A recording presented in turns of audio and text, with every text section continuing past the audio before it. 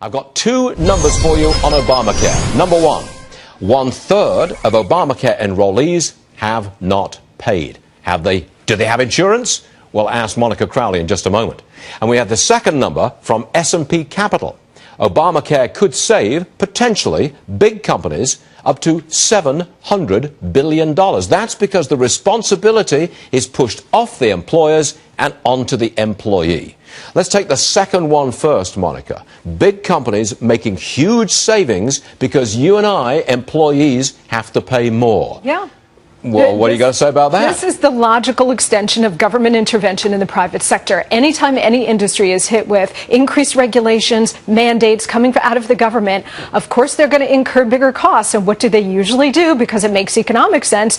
They don't absorb those costs. They pass it on to the customer or to their employees. So Obamacare raises the cost to the big employers.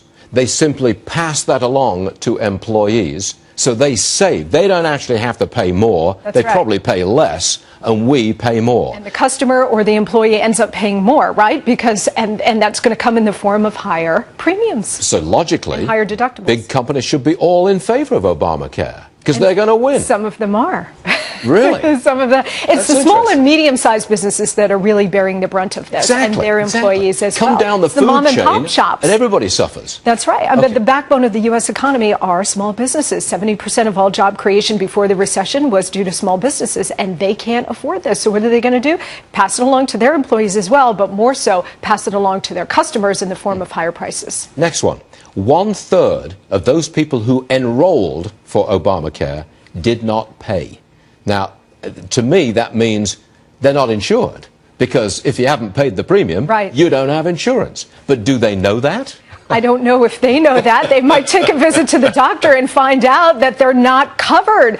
The lack of communication in this whole Obamacare mess has been staggering. One of the reasons why the Obama White House refused to give us these numbers because they were afraid of this very data point, which came from insurers yesterday. Did you guys see 67% have not paid their first month's premium, meaning they don't have coverage. Did you see 65 and over? What percentage have paid? What? 1%?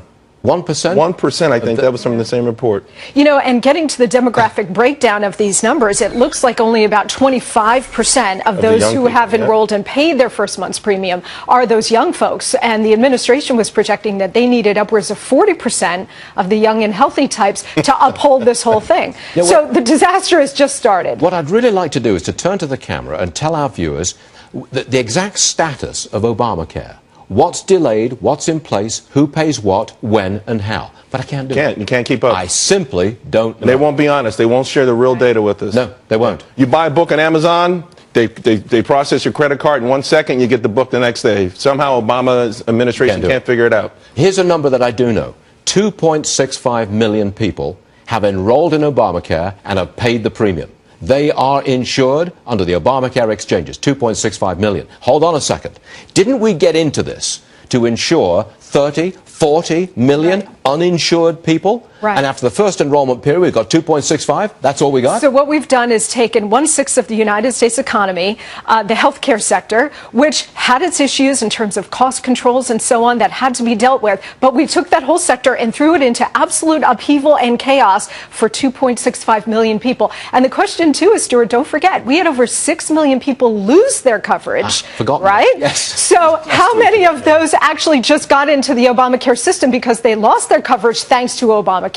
The outstanding number we're all waiting for is how many were previously uninsured, which was the whole reason for doing this in the first place, who now have Obamacare. It'd be shocking if it's over a million. It'd be shocking if it's over a million. And we don't have that number yet. Still have. Remember, the original estimate was something like 800 to 900,000. So again, now we threw the whole system into chaos for that. Yeah, whoop-de-doo. Monica, thanks very much for being with us today. Always a pleasure.